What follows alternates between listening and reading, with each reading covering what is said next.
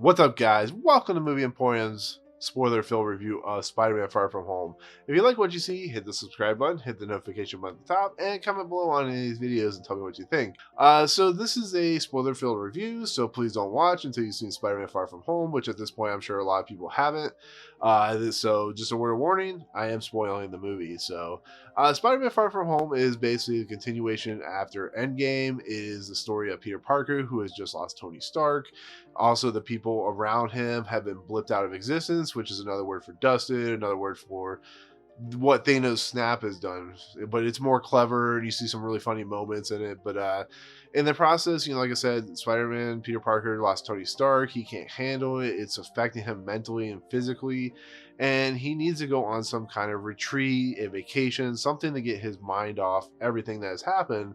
And in the process, he wants to be with MJ, Zendaya's character, who he has come to find attractive, and he wants to have a relationship, and then he's going to have a really cool moment where he's going to take her up to the Eiffel Tower, and he's going to give this little, really cool jewelry, and they're going to have a moment and kiss, and it's going to be a really cool, fantasy type style moment. And you could tell Zendaya is really into Peter Parker, even though she's kind of playing off like she's not. But on the other spectrum, we also have Happy Hogan and Aunt May, who are kind of a couple, and it kind of plays out funnily through the movie because Peter Parker he's kind of convinced that something's going on, but they're kind of hiding it. It's really fun, and it gives Jon Favreau and Marissa Tomei more to do in this movie, which is really cool because Happy Hogan, Jon Favreau's character, really didn't have a lot to do in the last movie.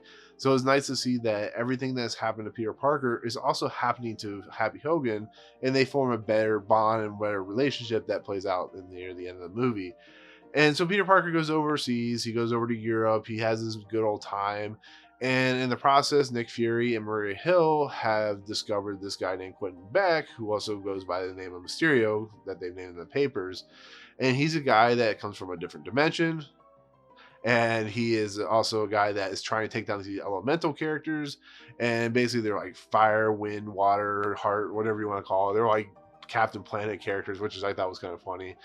And so they bring in Peter Parker under his reluctance because he wants to spend time with MJ and his friends.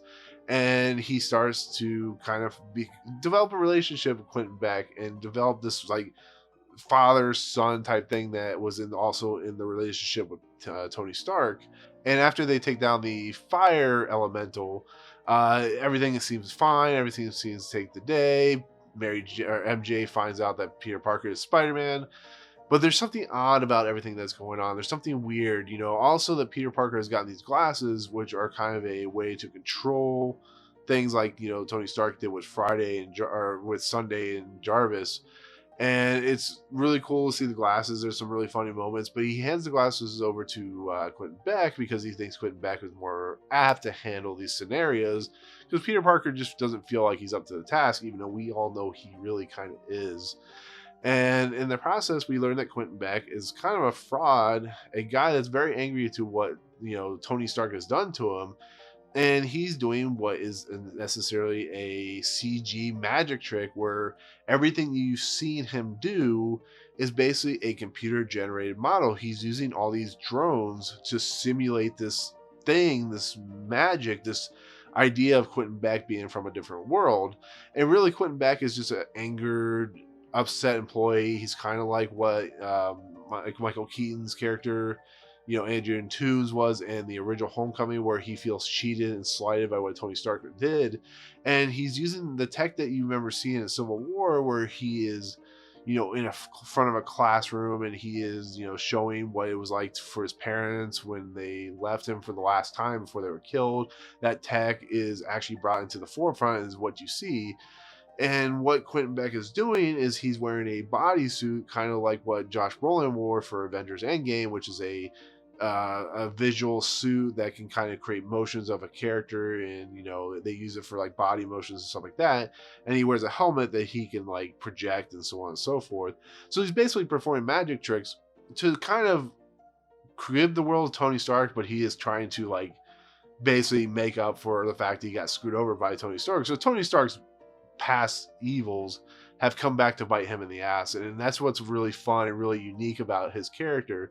And it's not necessarily how the character played out in the comic books, but I think it really works here more than a lot of characters you've seen in the MCU. And I think Jake Gyllenhaal plays it well. And they're going to do a thing where they're going to make this bigger and better and badder, where they're going to go into London and all the elementals are going to like try and tear down London. And the fact he's using these drones is it's a really neat thing. And when Peter Parker discovers this, Quentin Beck uses those drones to do a kind of, I want to say, Scarecrow-esque in Arkham Knight, where you see like a horrified version of what Peter Parker has had to deal with. And there's some really cool moments, really cool weird effects. It's very eerie, very dark, but it's a really cool CG moment where just different things are happening. I don't even want to spoil it here because it's such a great moment of Quentin Beck using Peter Parker's emotions against him. It's just really cool because it plays out in the end when Peter Parker eventually takes Quentin Beck down and he stops him. It's a really cool thing. It's like sleight of hand type of stuff, which is really cool. And there's one thing I don't like about what Quentin Beck does, and it's when that reveal happens, is when you finally see the drones, you see everything going down, you see all the people involved. And one of the guys is the guy that Jeff Bridges yells at in Iron Man, which is a really cool callback. But you see Quentin Beck, Jake Gyllenhaal go on a random just tantrum explanation of everything that he is doing, and it's like monologuing. It's like exactly what Syndrome did in Incredibles. It's a straight up 5-minute monologue, which didn't need to happen. It could have been condensed, and I know a lot of people are going to be upset by that,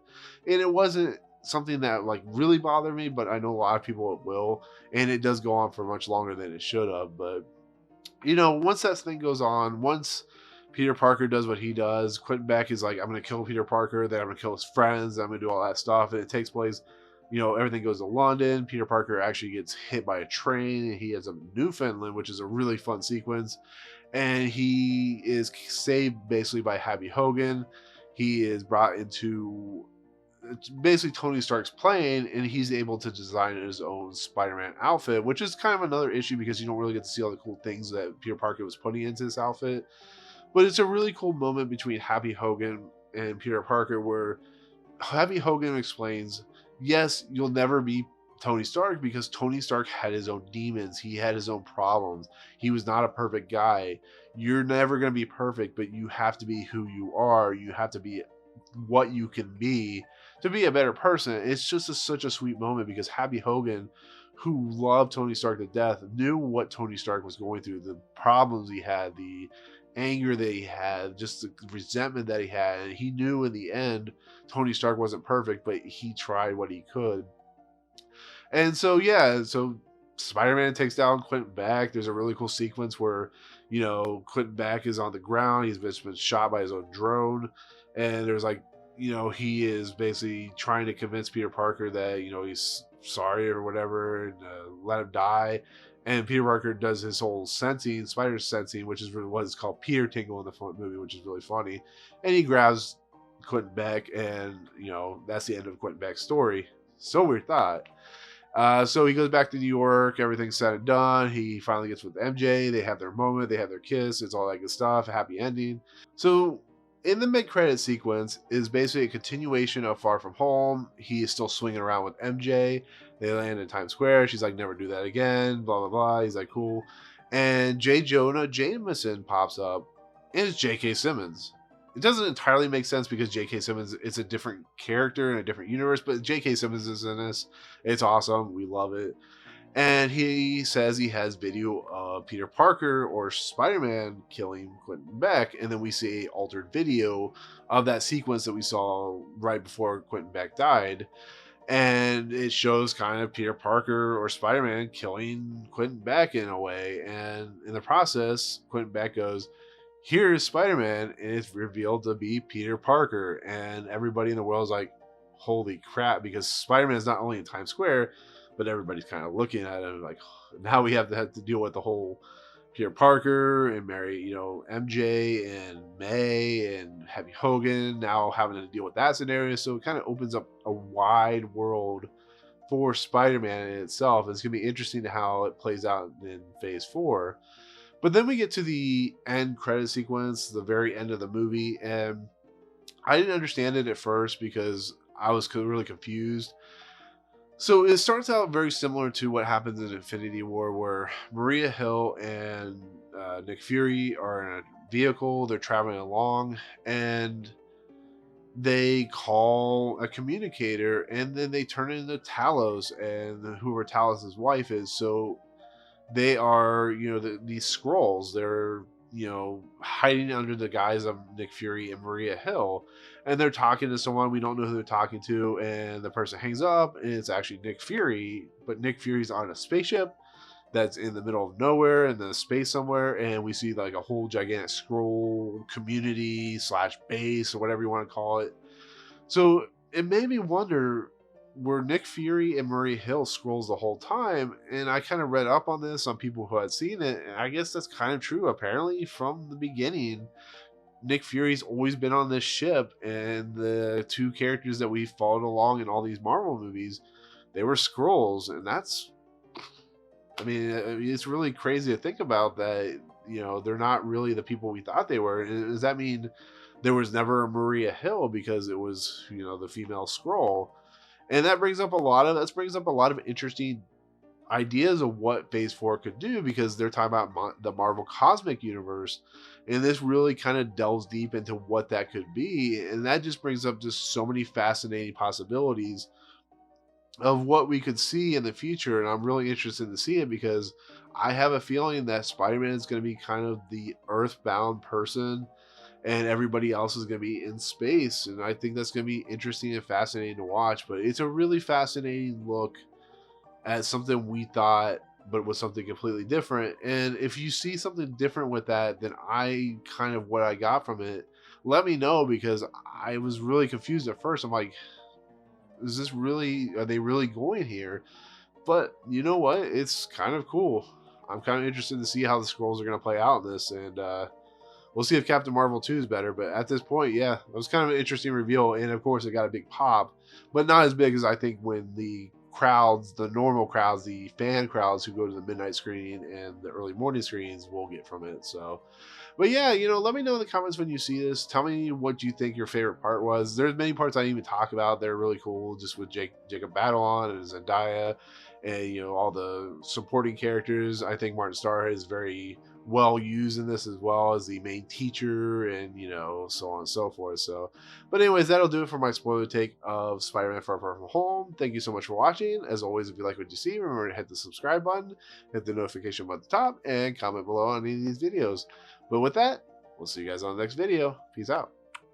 What's up, guys? Thank you so much for checking out Movie Emporium. I really appreciate it. If you want to, go ahead and hit the subscribe button, hit the notification button and the bell at the top. Find out what's coming next for Movie Emporium. Also, check out these two videos. They're amazing. I think they're awesome. I think you'll enjoy them too. But otherwise, thank you so much for watching, guys. We'll see you next time.